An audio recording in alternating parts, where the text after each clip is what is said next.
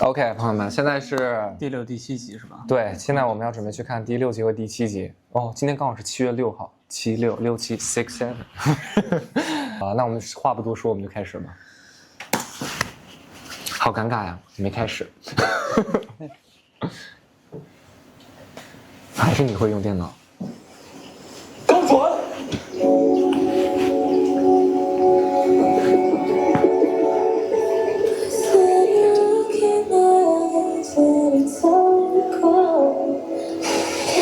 哇哦，这个蓝紫色。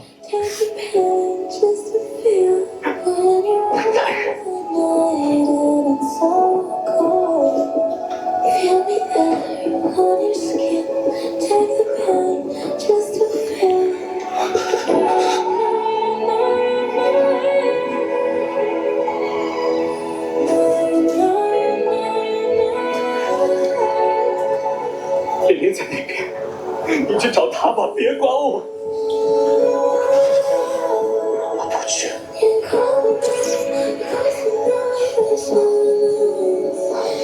跟我走。行吗？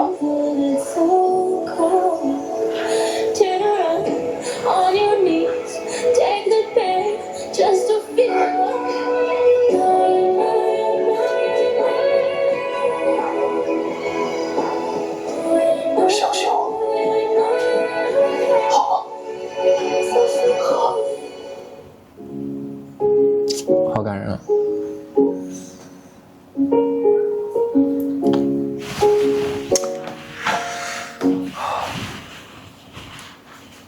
我觉得这里可以说一下，那天，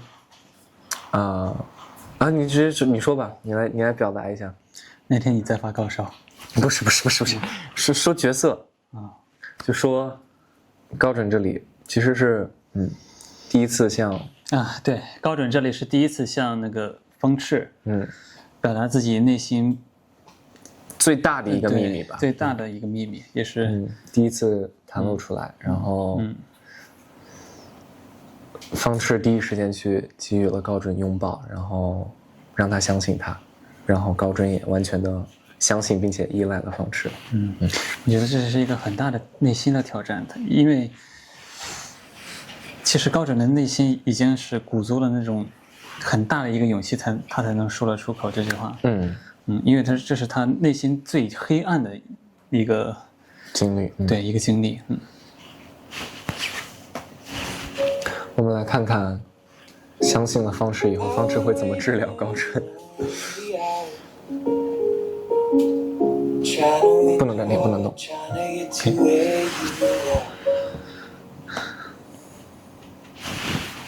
对，sorry。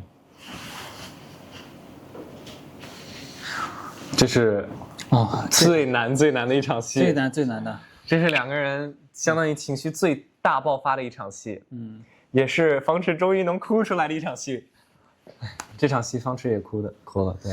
其实我坐这个凳子的时候，我拍了好多遍，就是你在酝酿情绪的时候，你就一直在这个凳子上面，就是抱着自己，然后虽然很不舒服，但是那种不舒服和不踏实，其实也反而帮助你进入这个角色。然后我记得这场戏我们是连续去拍了2天，第一天拍完，其实大家都不满意，包括我还有你，我们也都不满意。就是所以我们第2天因为还是诊疗室的戏，我们就把这场戏排在了晚上，最后一场我们重新去补拍了一遍。这也是情绪最大爆发的一场戏，看一眼，紧张一下，看一下最后成片是什么样子。你真没看过？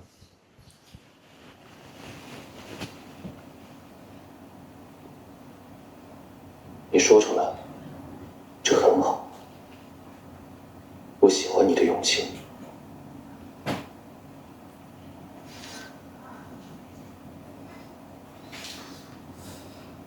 但是还不够。你还要我做什么？我都已经告诉你了。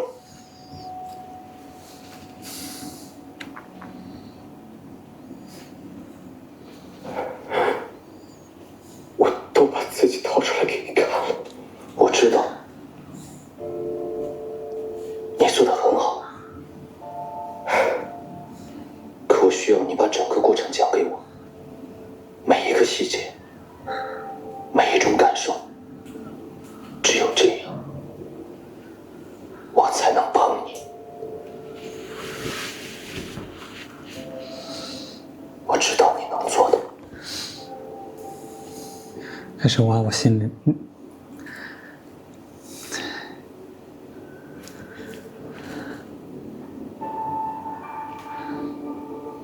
我不知道他是谁，也不知道为什么。我知道，我会安排人处理的，不会影响进度。那天很晚，我在家都已经睡下了，知道了。可部长那边出了状况，我得去现场处理，所以我去地库开车。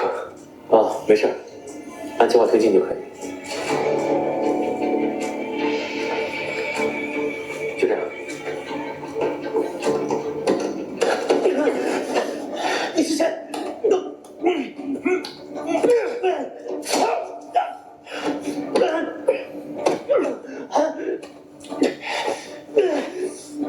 不要！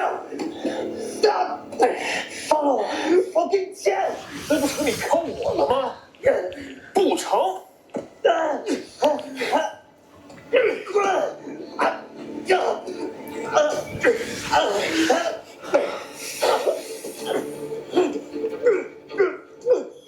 就他还拍了很多张，拍我的脸，我甚至恨我自己，为什么没有反抗他的力量？你呼救了吗？回答我。我不敢喊，比起他对我做的事，我更害怕被别人看到他骑在我身上。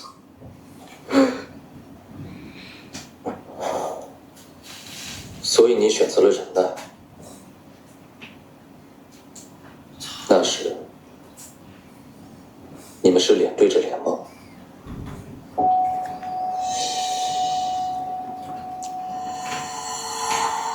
你什么意思？这2年了，到底是想帮我，还是好奇我是怎么被男人强奸的？我只是想了解创伤细节。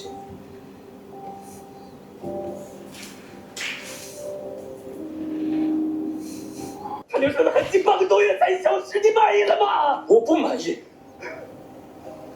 我还想知道你被强暴时有没有快感，有没有呻吟，有没有高潮。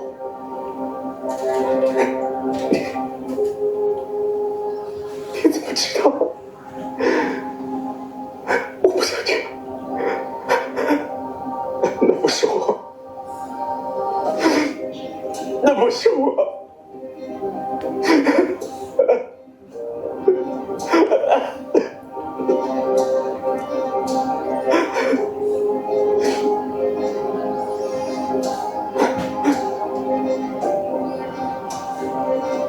对不起，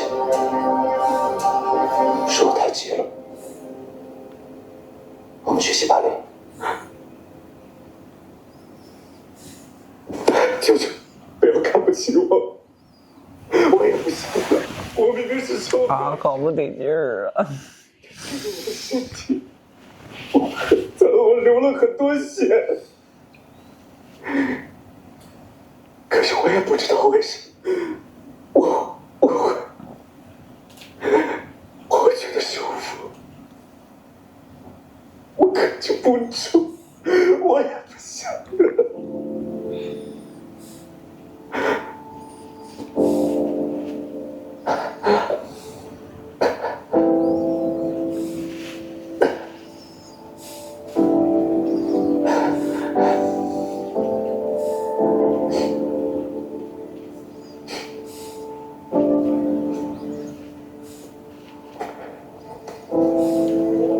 他兴奋了你多久？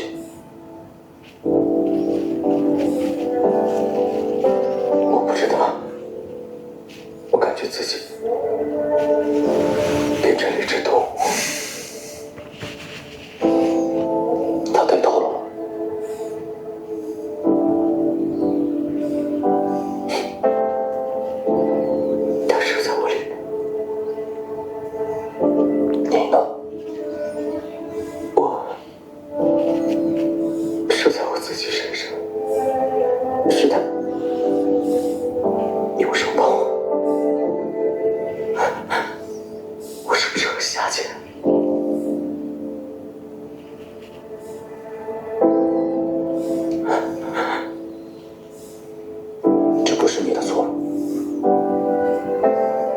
遭遇性侵获得快感、勃起或高潮的记录有很多。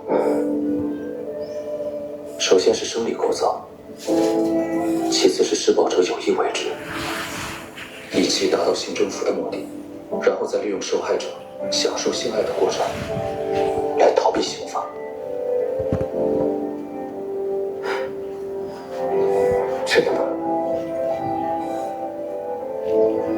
所以，我可能不是 gay。你曾怀疑自己的性取向？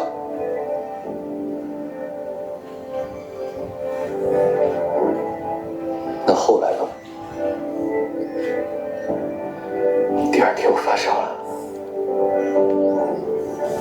我也不敢去医院，我不敢跟任何人说。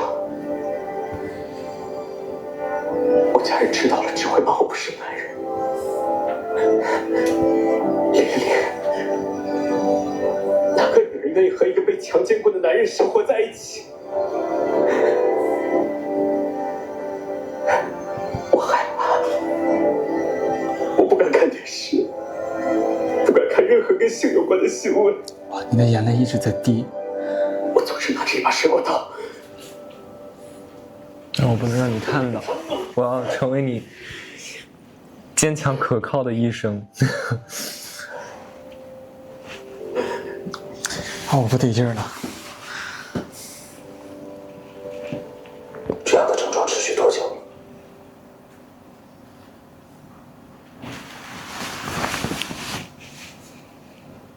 认识你之前，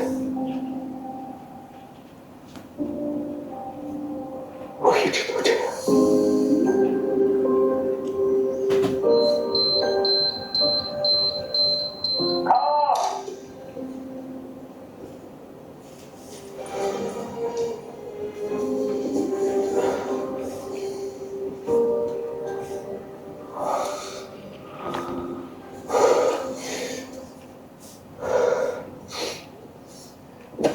跑什么？急着出戏啊？下一场情绪不同，我先调整一下。张老师，下一场戏您需要改装。知道了，让他们等3分钟。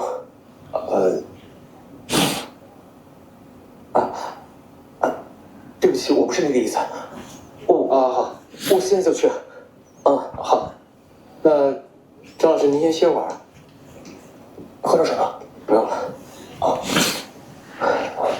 没事啊，咱去改装。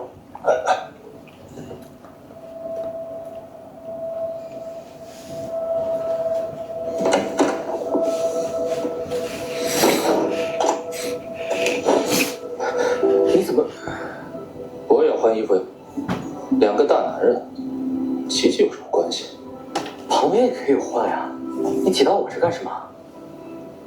我来陪你换还不好吗？别这样，被别人看到会蛐蛐的。我什么都不干，不照样被蛐蛐？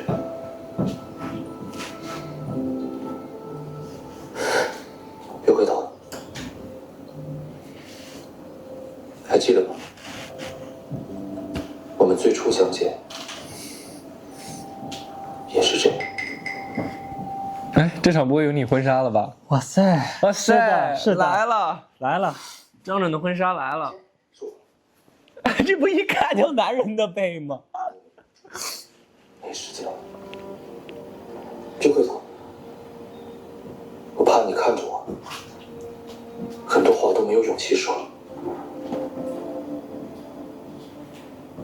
我知道你喜欢偷东西，因为你的世界里什么都没有。我给了你机会，金钱、珠宝、房产，还有我的心，我都摆在你的面前。你愿意偷，我的大乐意给。可是，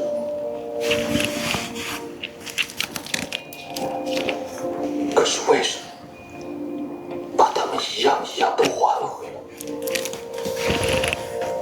是因为夏承风吗？对不起，我害你。我知道，你马上就要穿上婚纱，出现在楼下的婚礼现场，成为他的新娘。我信念感好强啊！我这怎么绷住的？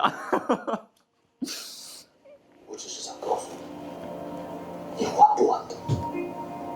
至少我的心，你还不了。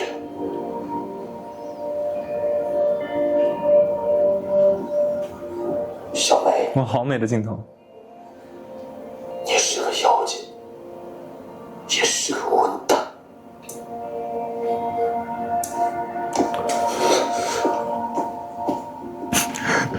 我记得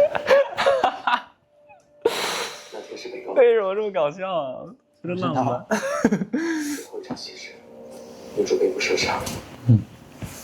聊一下。这场戏好像也是那天最后一场。然后我记得，因为就我一个人在一直说词儿，你知道吗？就是没有人搭词儿的话，这种词儿其实很难背。我记得那天我就一直在顺这段的词儿，一直在顺这段的词儿。来吧，小准儿，分享一下穿婚纱的感受。其实就是我第一次穿，你知道我是怎么，来表演一下，怎么穿的这个婚纱？这婚纱，然后这么往下套，然后我就，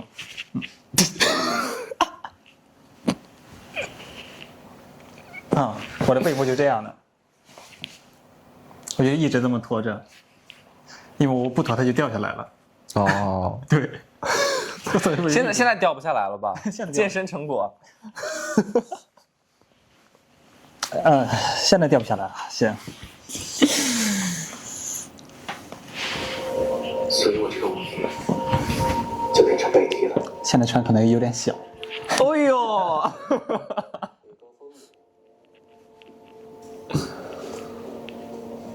小梅因为未婚夫抛弃了我这个舔狗，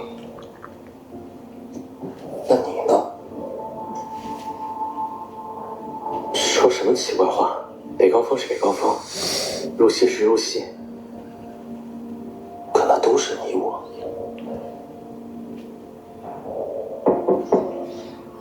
准哥，准哥，哥，我给你拿水来了，你开下门呗，准哥。你莫非是想再抛弃我一次？高准变得离不开方赤，每时每刻都想见到对方，而方赤从这场戏开始就要表现出爱而不自知。爱而不自知？怎么，甄老师对剧本的理解有所不同？我的理解是，他俩这种人物关系之间具有一种强大的吸引力，像磁铁，只要见过一次，就会不可阻止的吸引和碰撞。你意思这是一种本能？但吸引力和欲望不算爱，爱是必然的结果，吸引力和欲望是这种命中注定的碰撞。完全就是用跟导演讲戏的这种感觉对张准说话呀。你爱我，你爱我，你就是爱我，你也不用再装了。哎呦，什么未婚妻不未婚妻啊？你就是喜欢我。好，我不反对你的解读，反正我们的方向都是一致的。方赤内心激烈，但行为克制。OK， 好，那准备一下，开拍吧。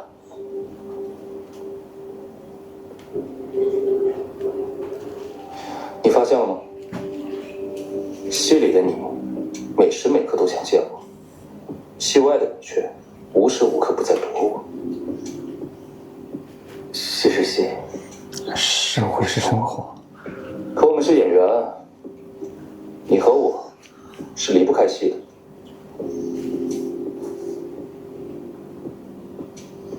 我等你来找我。哦。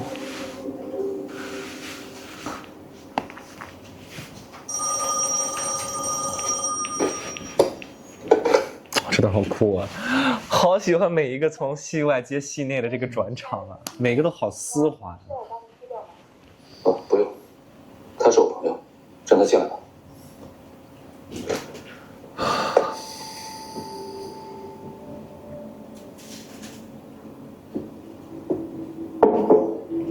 请进。我跟你说，这个是一个很大的问题。我每一次就是拍这种戏的时候，你让我自由发挥嘛，然后每次自由发挥完了以后，就得补好多乱七八糟的特写，可能本来这儿可能就是个0.1，然后但是因为我加了个推眼镜，加了一个整理仪表，然后加了一个什么翻一下简历什么的乱七八糟的，还有我这个门老是关不紧，对，然后你这个门每次一关又弹开，一个很简单的戏被变得很复杂，一看又弹开了。高先生，怎么了？我没事。这场戏我也哭了，我不知道剪没剪进去。你不忙的话，改1周2次治疗行吗？前面这场戏，还有前面那个戏中戏的那个，方赤给高枕治疗的那一趴，就是那个咱俩情绪大爆发那一趴，还有这一场戏，都是差不多2页纸的台词，然后要先拍全景，所以就要一遍全搂下来。天哪！当然，不行的话，也没。你每天这个时间方便吗？5点半到6点半。我方便的。那以后的治疗就改成每天1次。好的，方医生。你知道的，琳琳不在，我一个人很害怕。这不潜台词，你来我家住，来我家住吧，我家挺大的。昨天回去感觉怎么样？我觉得自己不再是一个人了。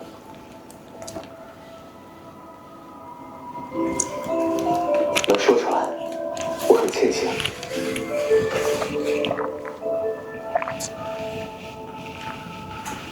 之前我也想过，要是被别人知道了，我就去死。但现在你知道了，我反而觉得自己活了过来。你之前说你做噩梦，那我们来聊聊你的梦吧。梦其实都是那件事，每次都是他梦，还是说除了他还有别人？我说的是名字。方赤，方赤，除了我，一眼看穿你。你好像有点紧张。很难看出来我不紧张。别对我撒谎，你是想我拿脚鞭的？我错了，只有一次是 Justin。为什么是他？之前有一场拍卖会，晚宴上他喝多了，回房间的路上，他想拉住我，被我躲开了。那天晚上，我就做噩梦，梦里我反抗了，但是他没放过我。梦里你会有快感吗？可他们没有。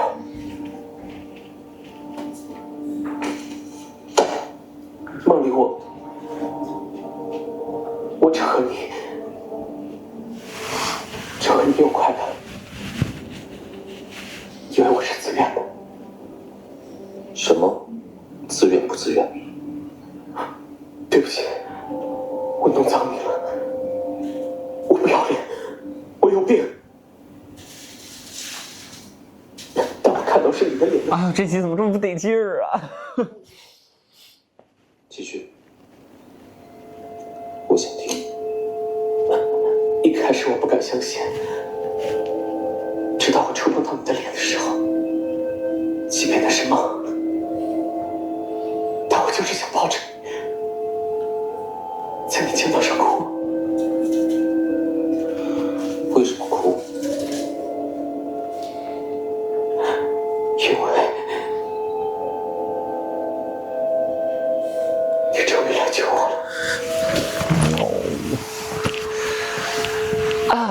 哦，我不得劲儿，怎么又甜又不得劲儿？我不得劲儿。开着我的小奥迪，不如你的迈巴赫。我很高兴你敢于坐车了。你想开迈巴赫吗？因为车上的人是你。好甜呀，他俩现在彼此救赎的感觉。不要。虽然方池没表现出来，但是，高准已经在开始影响方池了。他岂不是很麻烦你？不会。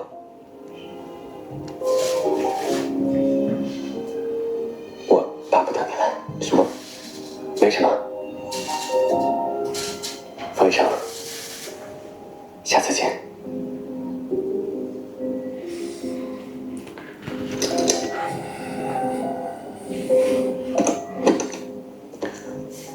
这次我走的很搞笑，我看看。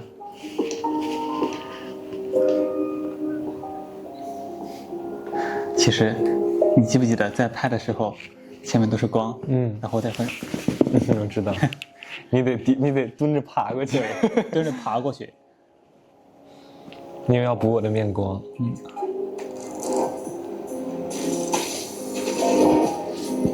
高准终于开心了，好久没见过高准笑了，内心得意的样子，两步一回头。这公司你喜欢吗？送给你。哎，方赤，你看看小方赤，方赤也得劲儿了。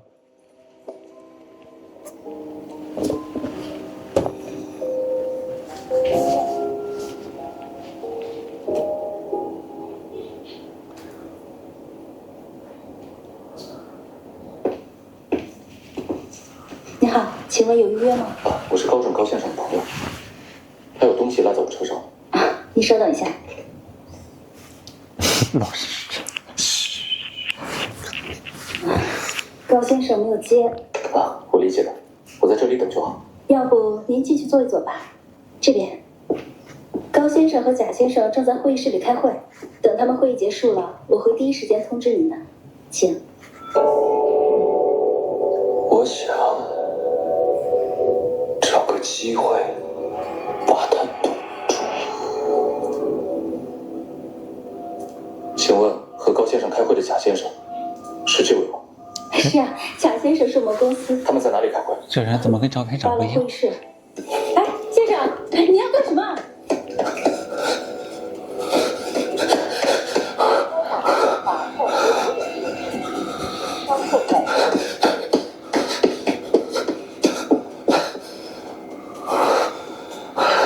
会议室在哪？你在那儿。这样。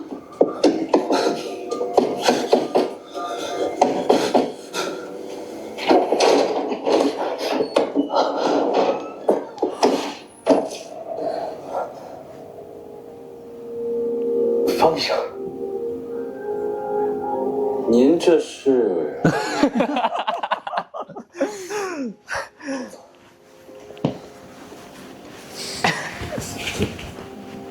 生气了。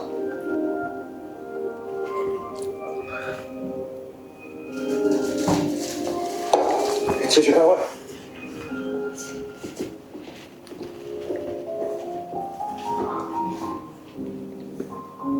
为什么不接我电话？开会，手机调了静音。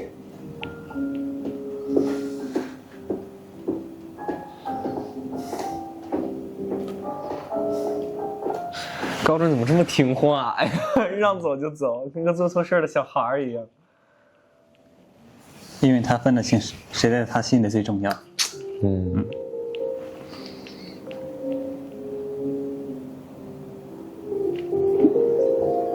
你今天有空吗？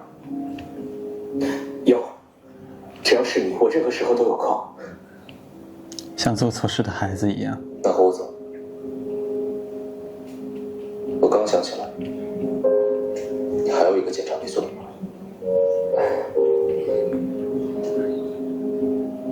好，方医生，我很高兴你来找我了。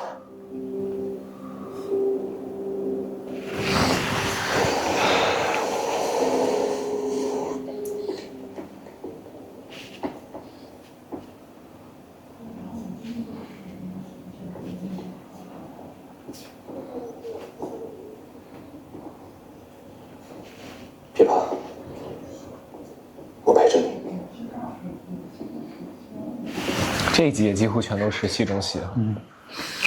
是。别怕，陪着你呢。会没事的。会没事的。天哪，2个男的手牵手，别管他们怎么想，我关心的只是你的感受。天哪，感动。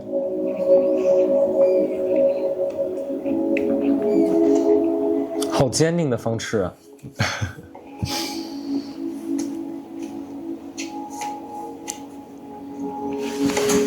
一下就好，不是很痛的。来，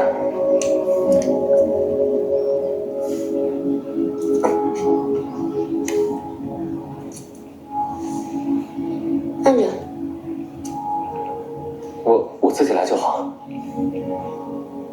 会流血，万一手给我。哎呦！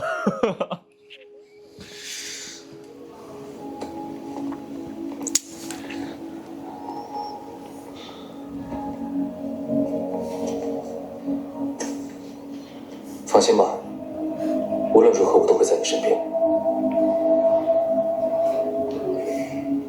我去取个报告。你男朋友对你真好，不是男朋友啊？不是，是我的医生。医生？是晚上打的那种医生啊？高震怎么到哪儿都这么可怜呀、天天被别人霸凌。天哪！怎么了？害怕呀？你是医生？对，心理医生。哦，那心理问题也可以找你。我经常失眠，还做噩梦，都不知道怎么办了。你可以过来做咨询，第一次不收费的。那我可以留你一个电话吗？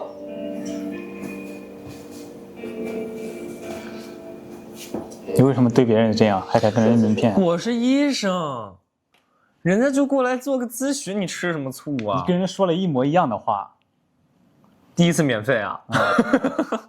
说什么？就是你第一次也是这么跟我说话的。因为第一次跟你是左琳琳介绍过来的呀，这就是我的拉客之道啊。那你是不是对别人也这样？不是啊，你是不是那对你肯定不一样啊。不过，你需要帮忙的时候，可以给我打电话。你看，哦，秒被打脸。但我没说半夜3点吧，我往前倒点儿。你男朋友对你真好。怎么了？做咨询，第一次不收费的。那我可以留你一个电话吗？说啥了？需要咨询的话，可以打给我。好。对，我对他又没说半夜3点可以给我打，对你不一样。你半夜3点给我打，他半夜3点给我打，我把他拉黑了，这号码影响我睡觉。行吧。不过，你需要帮忙的时候，可以给我打电话，哪怕半夜3点也可以。你看啊，区别在这儿呢。万一你们之后熟了呢？你怎么了，高先生？高主任，你看不准我？哎呀，哪别扭了？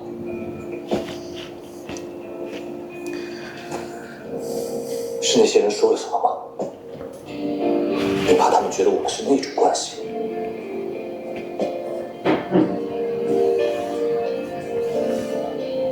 他们都是一个人，所谓的朋友、床伴都没有陪他们来，但是你有我，所以他们嫉妒，不用多想，明白吗？那我们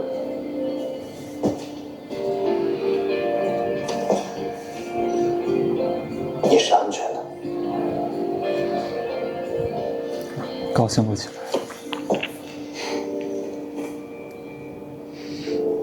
没事了。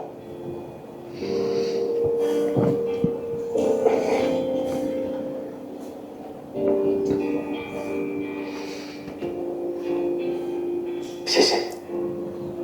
方医生。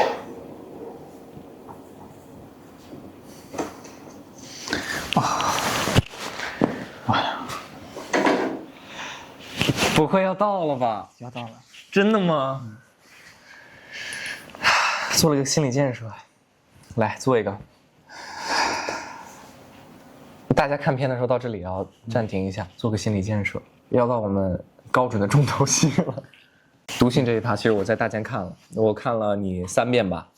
我觉得每一遍情绪都特别特别到位，所以你也不用担心。准备好了吗？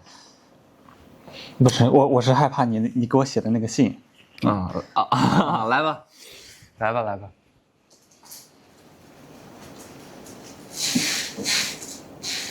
高先生，给患者写信是叙事疗法的一种手段。给别人写，我一般会复述在诊所的治疗过程，但这次是写给你，我想有点不同。高先生，想知道我不得劲儿。什么样子吧？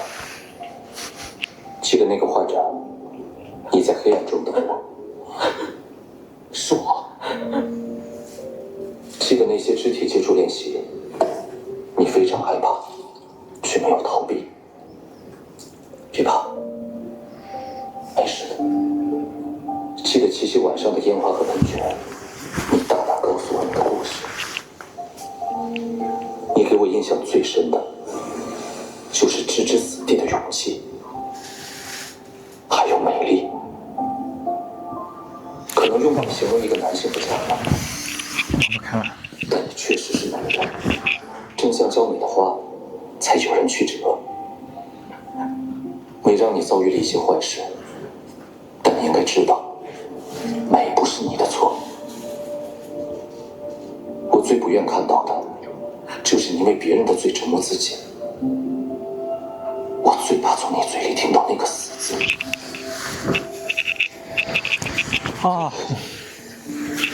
感谢你一直以来的信赖和配合。无论我提出多么过分的要求，你都会委屈自己满足我。我不止一次觉得，认识你是我一生最大的收获之一。谢谢你，高准。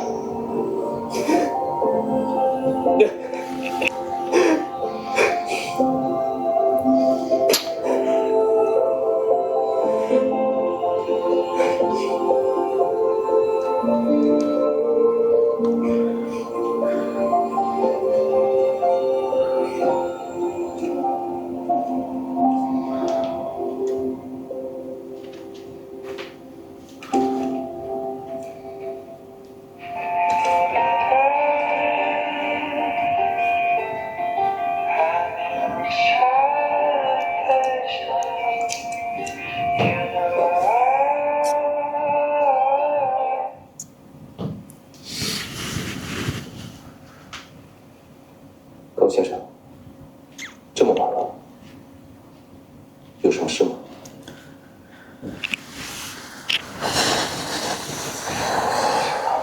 哎呀，对不起，我不该闹别扭。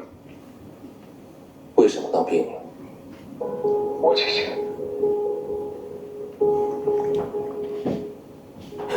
我受不了你给那个男孩名片，我受不了你对别人和对我一样好，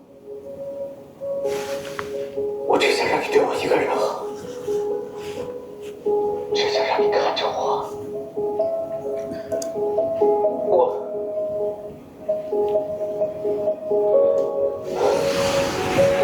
我会记得。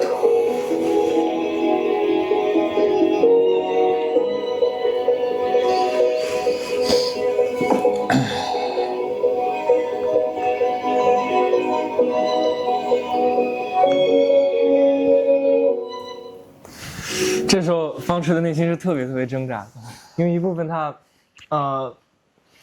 需要，他也非常非常非常非常喜欢和爱高准，然后也希望可以一直陪着他，但同时他也知道一个医生不能爱上自己的患者。他这种职业道德和自己内心的心动在打架。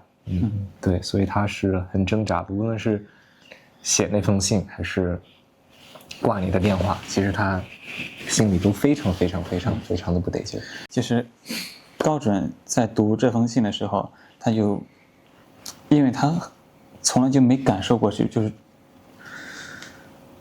我该怎么形容？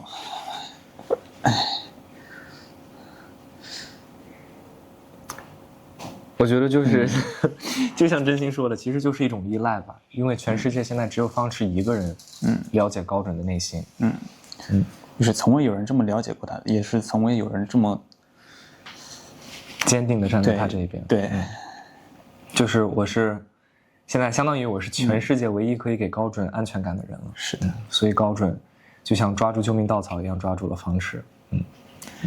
这集的番外是啥呀？完全不记得了。我也不记得。要不者是这儿拿回来的。是给 Justin 打电话。贾先生，请你不要激动。思思，正如你所见，我不是去找你的。对，是巧合。你放心，我是医生。职业操守要求我保护客户的隐私。是的，他并不知道你是我的客户。从第6集的情绪里面走出来了吗 ？OK， 没有是吧？好，来吧，继续，来吧。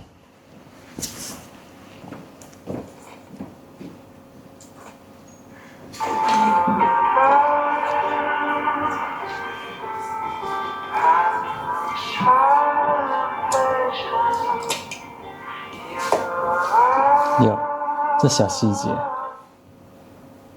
就得专门再补个特写。高先生，这么晚，有什么事吗？信，我收到了。对不起，我不该闹别扭。为什么闹别扭？我只是……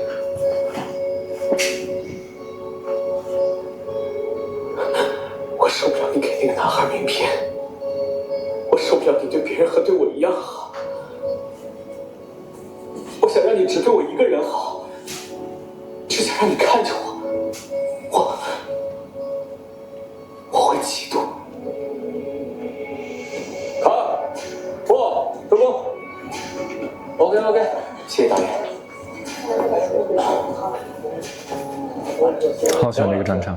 明天一早需要拍影视宣传海报，今天晚上早点休息啊。化妆时间和出发时间稍后我会同步给2位的助理。啊，谢谢。啊，辛苦了。让你们哪位？高准闹别扭是因为嫉妒，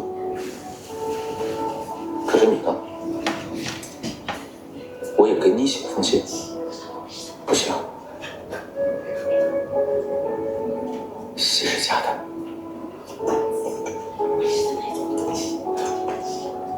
哎，哥，车到了，咱们走吧。啊，张老师，明儿见。明天见。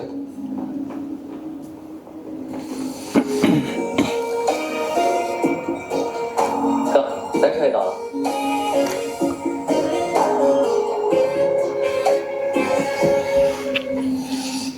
那天在现场因为啥这事儿一直笑来着？不记得了。这场戏有个啥特好笑？什么是那个小陈过来说什么咱车也到了，然后我说我要坐他们车还是怎么着，给自己加了句词儿我忘了。要拍宣传海报喽！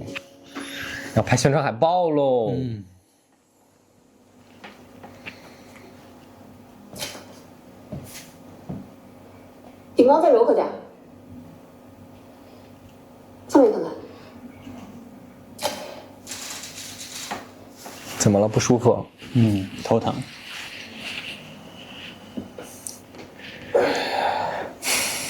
昨儿的戏，我到现在都还没缓过劲儿来。这男的拍掉了。怎么又勾肩搭背啊？哎，你们后面那是我师兄。挺顺利的。吴哥，整个，吴哥，你的无糖拿铁，不错呀，还记得我的喜好，应该的。哎，哲儿，我看了今天的拍摄通告，今天我要 kiss you。师兄，你这黑眼圈有点重啊，没休息好。哎呀，感觉要进广告的感觉。你的黑眼圈有点重啊，要不要试试？没事就行。只有白玫瑰能表达她无垢的初心。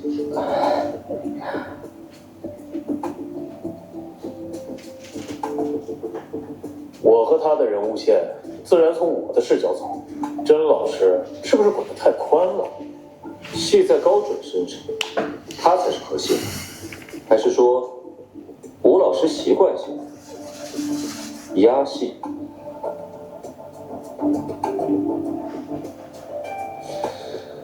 你拍，你说了算。我，那就都试试看呗。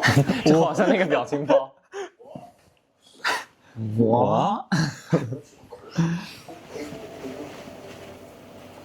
笑话，我又没说错。这临时现加的。看得老不得劲儿了。我好心给你剪的东西。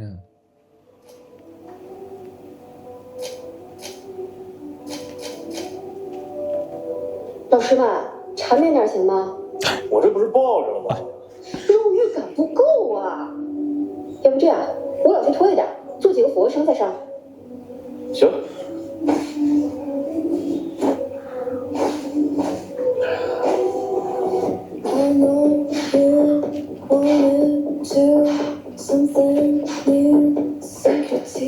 来吧。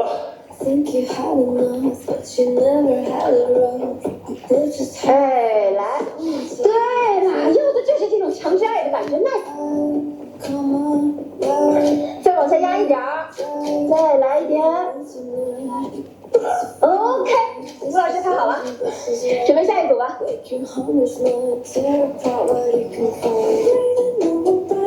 这音乐好会选吧？还是白玫瑰欠的高准吧？现在说，白玫瑰好看，红玫瑰好看。白玫瑰，白玫瑰。来吧。来什么？摧残你的玫瑰吗？我舍不得这些我们在拍海报。我知道，可我就是舍不得。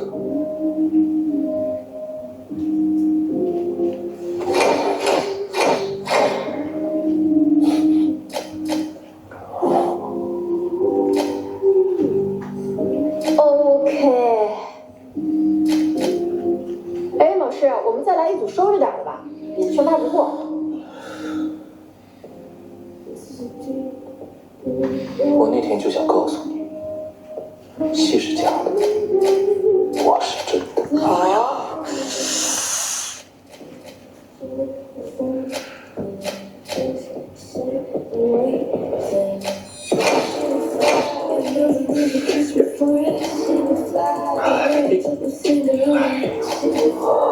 好，太棒了，太棒了，保持，对对对，再来，好的。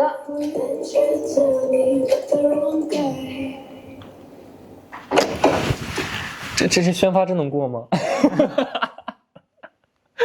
白拍了吧？你去帮我旁边吧。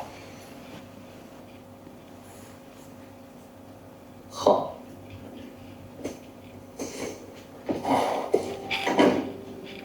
吴老师有何赐教？我和你说的话，你是没往心里去吗？去了，去了，你还缠着他？是，你是影帝，年少轻狂，如日中天，你可以错，反正星耀娱乐会给你这个公司一个兜底。可是准儿呢，他没有你那么多机会，他不能输，也不能错。这是我和张准的事，虽然你是他师兄，但也不该插手我和他的感情。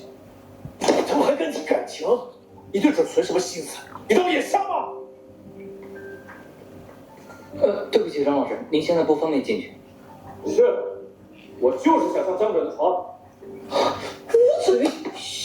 误会，都是我气。我喜欢他，戏内戏外我都喜欢他。我他妈！哎呦，这太逗了！这小邓，我要再看一遍。戏内戏外我都喜欢他。不是小邓这表情太绝了。主任，师兄，我俩的事让我俩自己处理。麻烦师兄帮我先把小邓送回去。师兄，师兄好没素质啊！有些玩笑话说不得。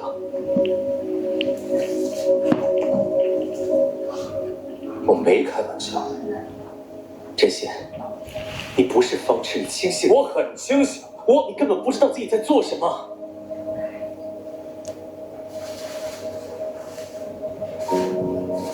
你不喜欢我吗？什么喜欢不喜欢的？我们都是异性恋，根本不可能。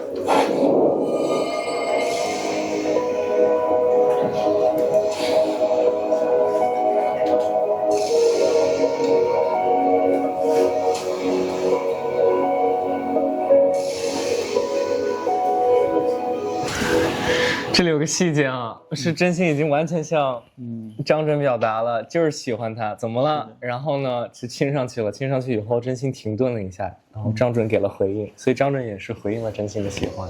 是的。为什么躲我这个人，却不躲我的吻？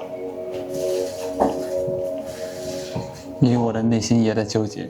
我没想好，那我就等你想好。不管发生什么，我都会陪在你的身边。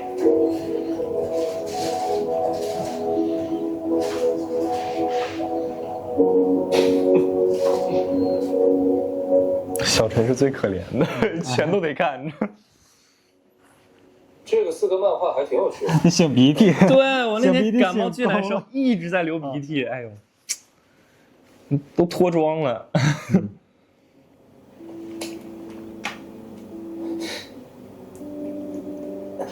又开始耍坏心思了。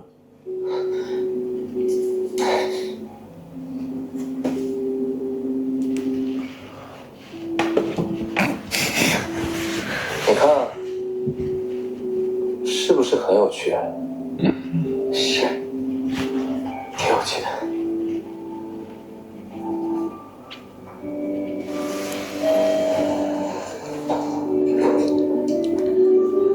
懂。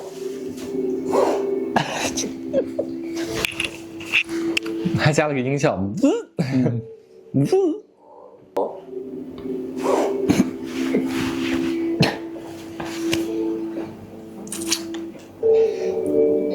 小陈是看着啥了？这么不得劲儿？你说呢？看着啥了？咋了？不就牵个手吗？可我就想牵着你的手，不仅如此，我还想使劲的亲吻，把你绕进我的身体里。走，去我那儿。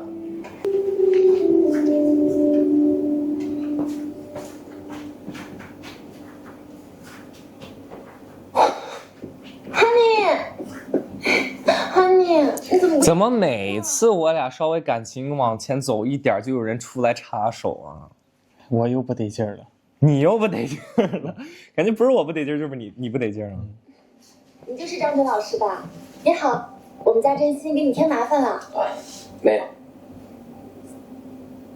那个，我先回房间了。感觉你心里稍微动摇那么一点儿，就有人出来阻止你。你不是想我了吗？不是吴蓉就是小邓，不是小邓就是冯玉婷，后面还有更多。这么难受？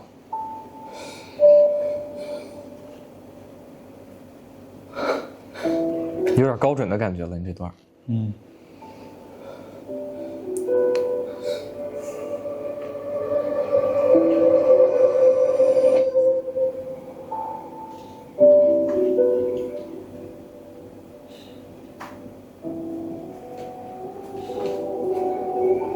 怎么还有这一趴？这张照片会贯穿全剧。Honey， 草莓的还是荧光的？你选一个。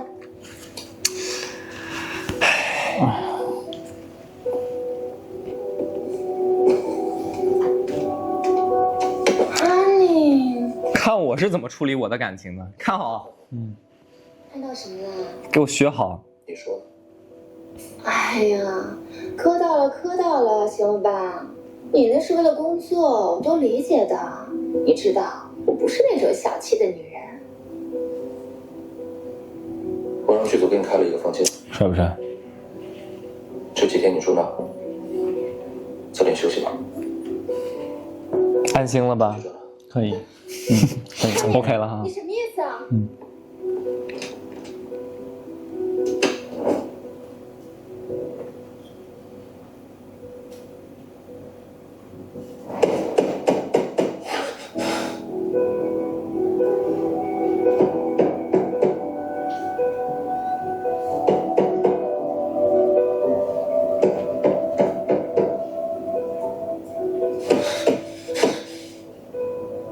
那今天敲了我手剧痛。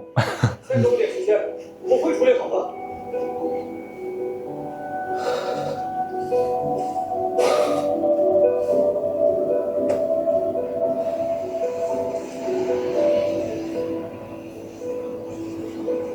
你们两个到底什么时候开始好的？去年的这个时候在一起了，快1年了。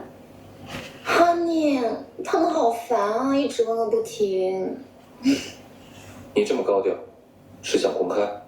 不行吗？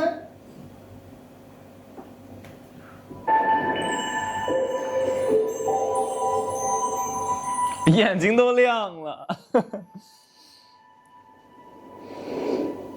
他好帅啊，昨天没看出来。他平时的样子更好看，很舒服。今天这妆造太做作了。眼睛都看亮了，还在这儿说你妆造不好看。你不喜欢戏里的他，喜欢戏外的他。我都喜欢。陈真，你眼睛怎么肿了？还有血丝？昨天晚上没睡好啊？昨晚房间里有蚊子，咬得我睡不着。张老师，你试试这个，可以去血丝，别影响排泄。张老师，我来吧。哎呀，放心，我很会滴眼药水哦。我记得那天他好像把一整瓶眼药水都滴你眼睛里了吧？那麻烦你。不会。对，你看着啊。反正一直滴，一直滴。有点太刻意了。张老师流泪的样子可真令人心疼啊！一定很会哭吧？哎呀，好漂亮！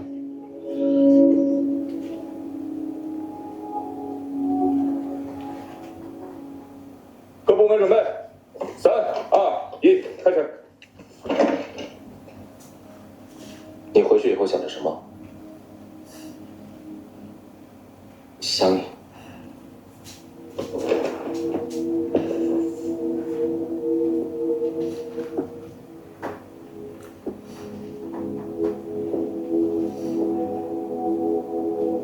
这样的距离能接受吗？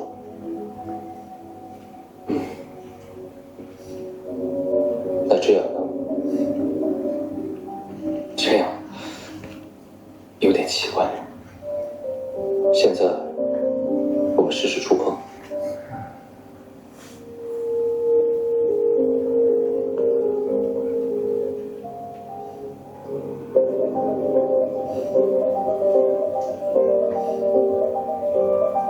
能不能停下来？你可以试着再忍耐一下。卡！不对，不对，完全不对。怎么了，导演？这些，这个时候你对张准还没到达这个地步，你知道吗？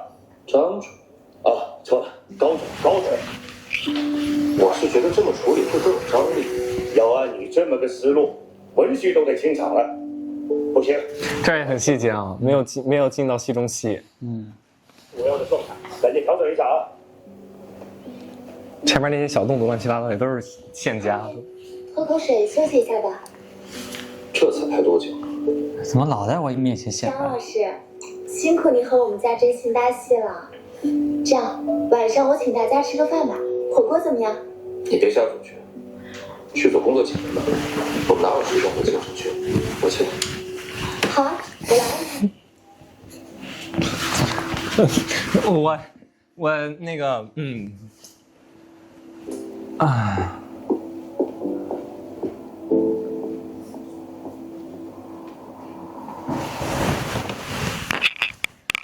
我有点生气吧，有点不得劲儿。我敲你房门，你没给我开门。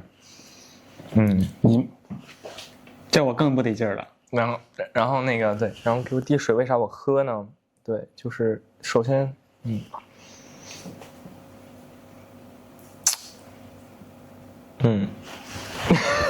没有，就是一部分就是因为你给我敲门你没开，然后另外一部分呢是不想搞得太难看，对吧？剧组这么多人看着呢。行。然后还有一部分呢，就是想看到你吃醋的样子，想从你的吃醋里面，就是感受到自己的价值吧。就是想看到张准在乎真心。行。所以这个水我喝了。行。我跟你说，这个笋也很有意义。为什么一直给我夹笋？可惜我和甄老师平时都不怎么喜欢吃辣，他胃不好。你们在一起多久了？我们快有1年了吧？没那么久，各自各有工作，1个月都见不着一次。可是就算这样，我们还是在一起，这不就是真爱吗，韩妮？张老师，你呢？我快结婚了，拍完这部戏吧。什么意思啊？什么意思啊？什么意思啊？什么意思啊？你怎么就快结婚了？你那个都在我面前蹦了那么久了，我不，那你就回去结婚啊？我只是一个借口。你不喜欢我了？这是一个借口。这是一个借口。这是一个借口。你看我多委屈，你看着这张脸，你能好意思说出来我要结婚了吗？你说。我不觉得。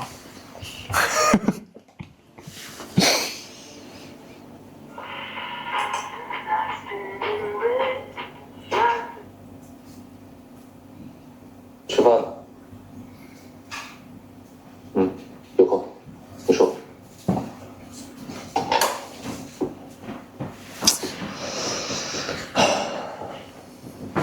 昨天你为什么牵着他的手啊？如果我没来的话，你想干嘛？我走你就这么刁难，他就这么刁难你的。我走了以后，他就这样刁难你。这火锅呢，2锅不一样，你的那锅怎样我不管，但是别动我这锅。好凶啊！你那算什么锅呀？我要是知道他这样，我后面肯定不给他5000万。行。怎么不吃了？在等你回来啊。这个熟了，你尝尝。你看我一回来，他就开始装温柔。看到你不得劲儿了。吃辣的，就算我知道我吃辣会肠胃炎，证明给你看。看你啊。但是他骂的太狠了。吃这么辣的话，我吃再多辣也没用，是吗？也证明不了。自己的胃，不倔。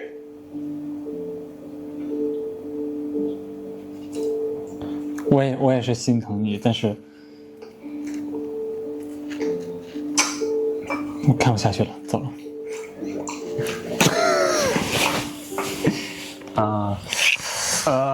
解释一下呢？生气，喝猛了，合理，你慢慢解释成功。我有些事。不是，你看着这么委屈的一个表情，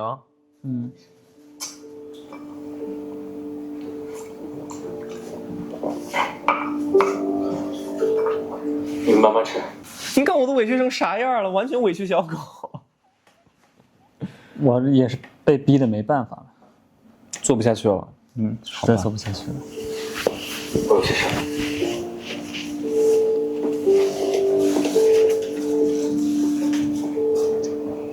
来了！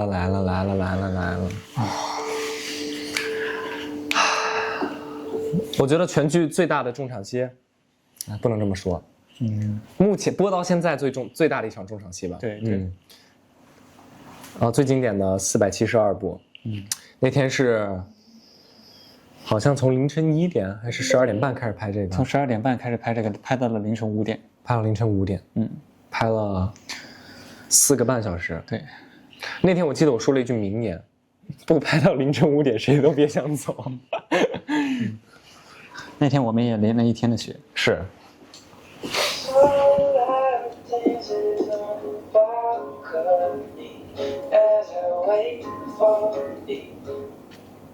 你他妈打什么电话？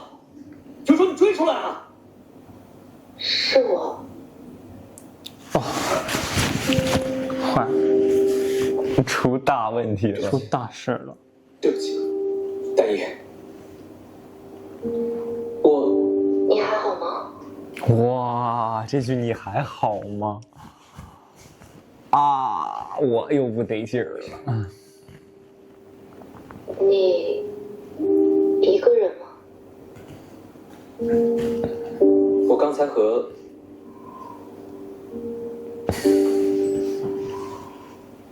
朋友。我不能只是普通朋友。我是什么？我也没办法说了，我也没办法解释了，我也不知道该怎么办。没有，小准儿啊，他女朋友。哎呦，这句话说的太不得劲儿了。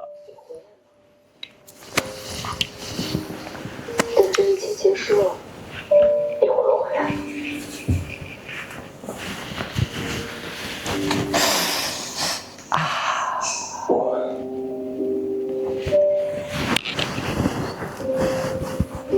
大一，我不知道。我可以的。我是说，你要回来的话，我在家等你。我的天哪！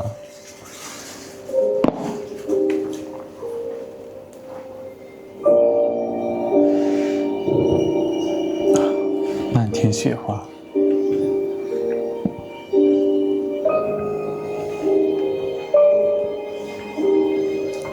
对不起，请再给我一点时间。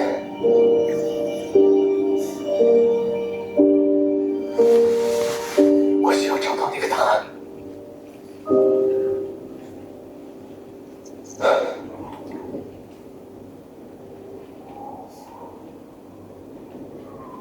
我追出来了。哇，起鸡皮疙瘩了。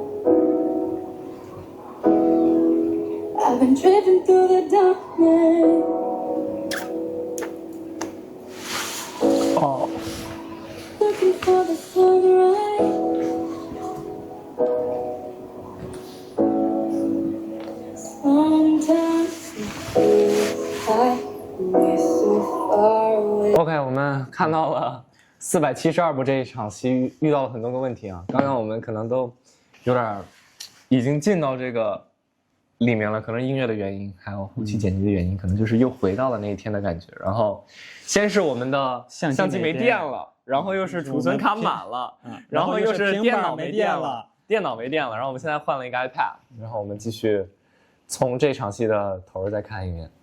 看来正场戏是需要做足了准备才可以看的。是，来吧。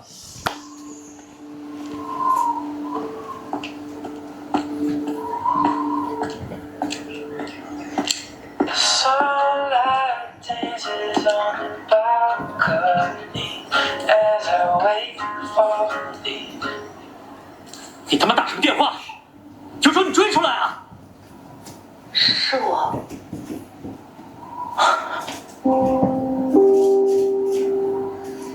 对不起，对不起，大姨，你还好吗？我不太好。我没事。你一个人吗？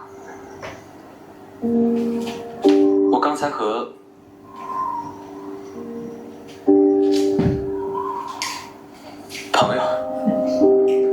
一个朋友在一起，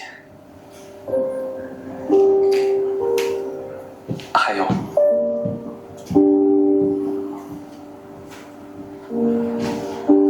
他女朋友。你回来吗？哦，等这一切结束了，你会回来吗？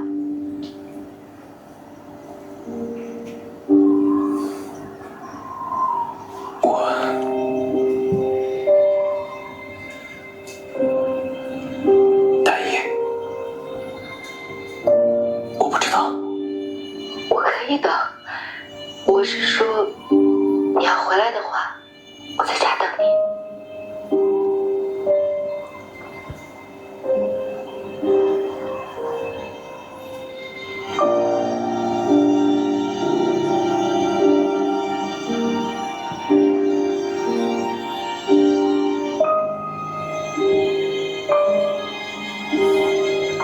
对不起，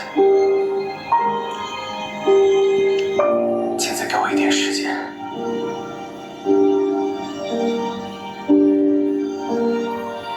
我需要找到那个答案。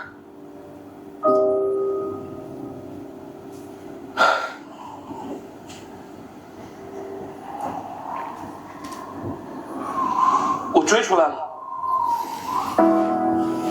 传不传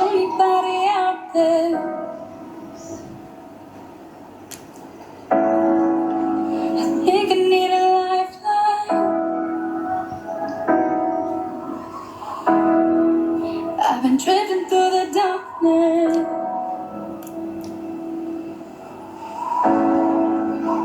looking for the sunrise.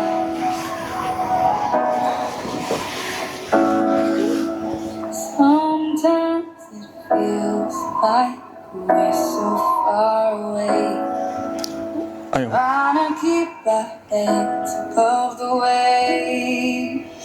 Are we gonna sink like Titanic? Our problems feel gigantic. All falling apart into cold, cold ocean. 离开火锅店， Are we gonna run like we're 一共走了472。 at the first sight of danger? I'll still be hanging 你 on. 接电话， Tell me we're not 我在后面跟着。 going under.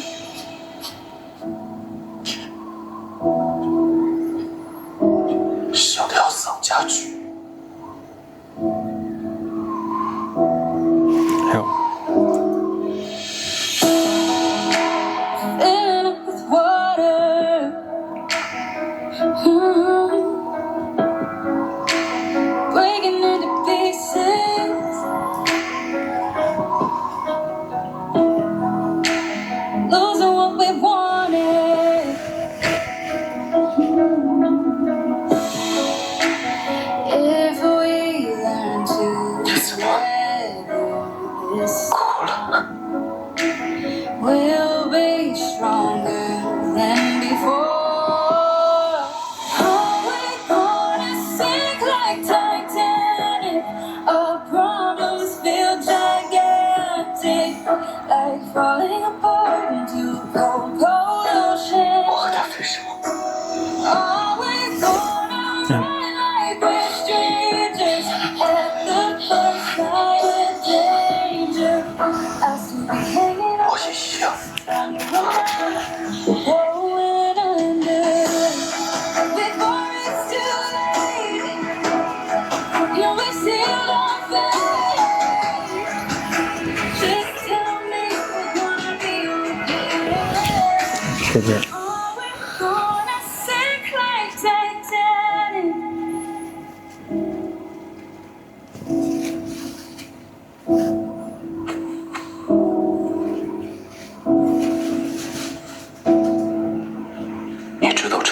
们怎么说我们？ Are we gonna sink like Titanic?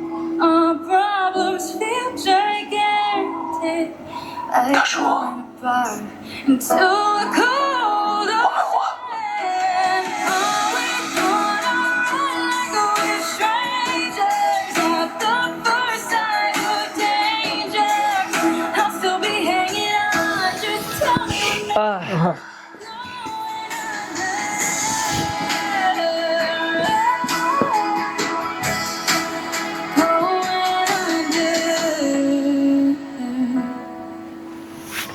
哦 no， 先暂停一下吧。首先那个，真心和张准终于向彼此袒露了自己的心事。对真心的告白了，真心的向彼此表白了，然后也把自己的对彼此的想法也说出来了，然后也把女朋友这一茬给那个解决掉了嘛。对，就是我们的谢丹怡还有我们的冯玉婷就在旁边看着。哎呦我天！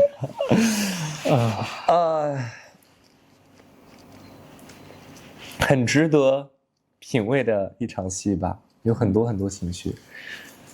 首先是最开始张准接电话的时候说：“你他妈打什么电话？有种你追出来啊！”对，当时我是以为是谢丹怡啊，不是，当时我是以为是你以为是我打的电话，但是是谢丹怡打的，是谢丹怡打的。他第一句话问我：“你还好吗？”对，哦，我有点不太好了。这句话让我鼻子一酸。是。然后再往后就是我出来了。我出来了，我是回答你接电话说的第一句话。有种你追出来，然后就回答你，我说我追出来了。哇，更不得劲了。然后我还数了，你从火锅店走到这里，一共走了472步，我在后面跟着就像条丧家犬。是，就这里又会让人还更上一层楼的不得劲儿吧。然后对。后面这部我还要看吗？张准说，你怎么哭了？帮真心擦眼泪。我靠，超级心疼。然后直接吻上去了。其实我觉得你这里，我先说我对这段戏，我对张准这个角色的理解是，我觉得你不是心疼。我真心，我觉得你是感动吧，就是你看到真心为你做了这些，你觉得感动，再加上你是在刚跟谢丹怡说完，你在一个非常不确定的一个状态，你在寻找一个答案，是，然后真心就像一个答案一样就出现在你面前，说我追出来了，然后你可能是一个，你上去擦我眼泪的时候，你可能内心就已经有了这个答案。其实我刚回头的那一步，就是我刚听到你的声音的时候，就已经非常感动了，然后我一转眼发现你真的追出来了，哦，我的天哪，更感动了。但是我现在去看，我们现在已经播完，就是我们现在在放的第7集，给我直观的感受就是心疼真心是吧？我可能更多就是觉得好热烈，好纯粹的爱啊，就是两个人可以真心其实是放弃了自己所谓的爱情，然后也有点在放弃自己的事业，也不担心这些了。我就是喜欢张准，我就是要跟张准在一起，我就是会为了你追出来。我觉得这个是双方，我们都放弃了这些东西。对，然后张准是放弃了，对，也一样放弃了谢丹怡，放弃了，对，一样的，对，两个人都是抛弃一切去爱彼此的。其实两个人的爱其实都蛮自私的，然后但是很纯粹，很直接，很疯狂。对，往后看吧。还有想表达的吗？好。哎呀，我不敢看。哎，这有啥不敢看的？结束了。谢丹怡的出场。谢丹怡的出场配了字幕，因为忘了，因为他没出场过。对，因为他没出场过，这是他第一次亮相。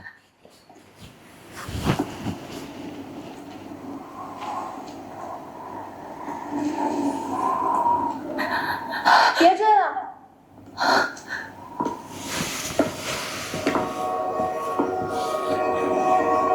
追到了又能怎么样呢？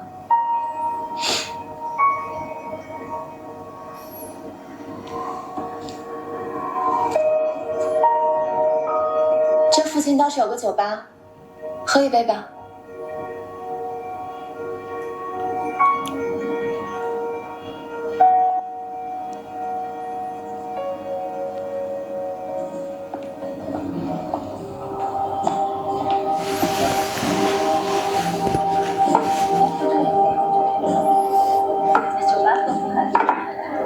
我不认识你，现在认识了。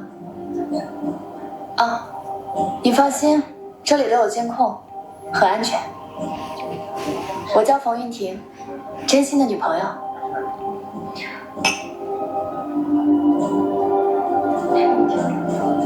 我从不喝酒的。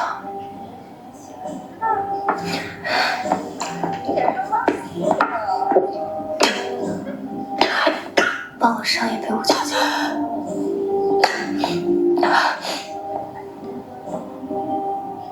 那你刚才为什么拦我？难道你还想追上去，让自己输得更惨吗？对自己好一点吧。这个世界上有太多东西没了就活不了，但是唯独男人不在此列。你一味的迁就，到头来委屈的就只有自己。请慢用。谢谢。这杯没有酒精，慢慢喝。可就这么放弃你甘心吗？傻瓜，就像这酒，我呢已经买过单了，我可以选择皱着眉头把它喝完，也可以把它泼在别人脸上。至于我要怎么做，一切都取决于怎么让我高兴，或者让我过得更好。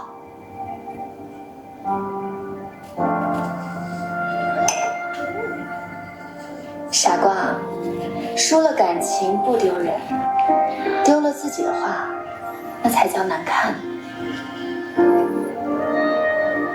你慢慢喝。走了。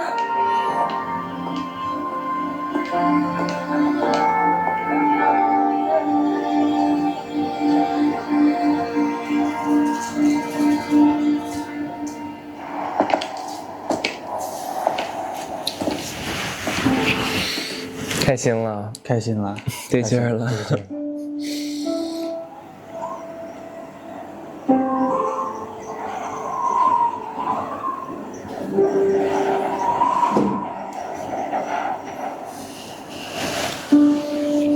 我会处理好一切。哎呀，我真服了！门口都是蹲点的记者，你俩还这么招摇？那都盯着你们呢，你们还敢这样？哎呀，我就准备你俩走开点。其实这有搞笑的一幕，这有个搞笑的一幕。你和冯玉婷小姐已经交往了半年，为什么选择在这个时候公布恋情呢？老师回答一下吧，回答一下吧。真的假的呀？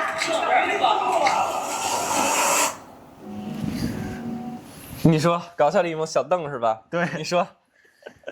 就是当时我们在调血嘛，我们在调血，就是那个机器它控制不了，他就在那一直下，他控制不了那个大小，一直下那个小邓就迎面跑过来，跟我说台词的时候就一直，嘴里全是泡沫，因为当时在拍是在拍小邓的背影，还有我俩的正面。对，然后所以绷不住了，然后所以他就可能说2句台词，他就先吐一下血，说2句他就吐一下血，然后我俩就得憋着笑。他是没说台词，一直在吐血。来吧，来，最后的最后，第7集的番外。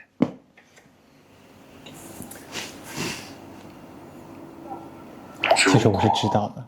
梦里总会梦到一个人，而且都是亲热的画面，这说明什么？核心是潜意识在表达未被满足的亲密性需求，同时这个人象征你渴望的特质。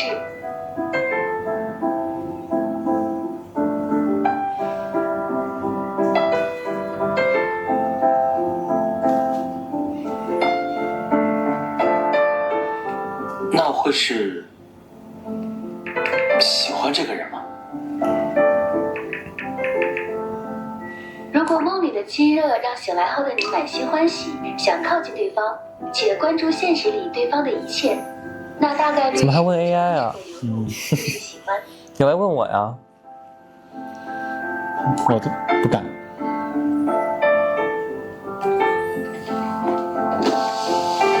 不好意思问。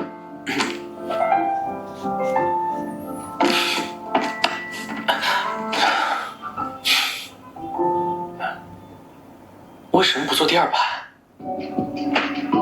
你知道老子为什么要写《道德经》吗？老子愿意。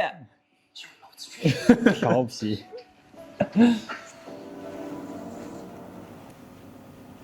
好看。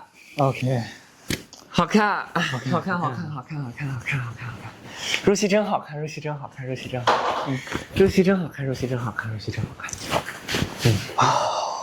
你知道为什么报这个蓝色抱枕吗？为什么？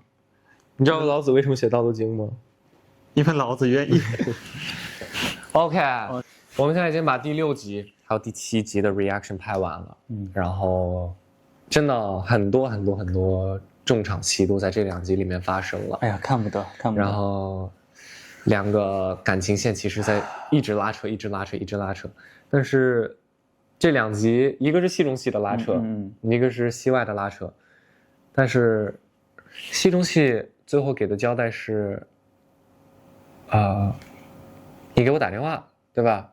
对，你看完戏以后给我打电话。是。最后方式可能是回到了一个就是，要遵守自己的职业道德的一个阶段。他可能在有点故意的拉远这个距离。然后在戏外呢是，真心和张准最后向彼此表达了自己的心意，并且，已经开始有一些甜蜜，然后暧昧的一些。我已经掉进那个戏里，我已经掉进那个信里，就现在满脑子都是那个信，还有那个雪景，就是我们告白的那一趴，现在满脑子全是这2个，是比较让人回味。对，所以戏内的话，方赤和高枕这一条线，它现在到了一个可能在慢慢拉远的一个距离。然后戏外的话，真心和张准现在已经走在了一起。然后最后这个番外可能想表达的也是这种，就是张准已经开始不确定了啊，我是不是真的喜欢他呀？是的。然后真心就是告诉他，我就是喜欢你，怎么地？所以我们的 reaction 第6集、第7集的 reaction 到这里也就结束了，然后我们下一期再见，拜拜。拜拜。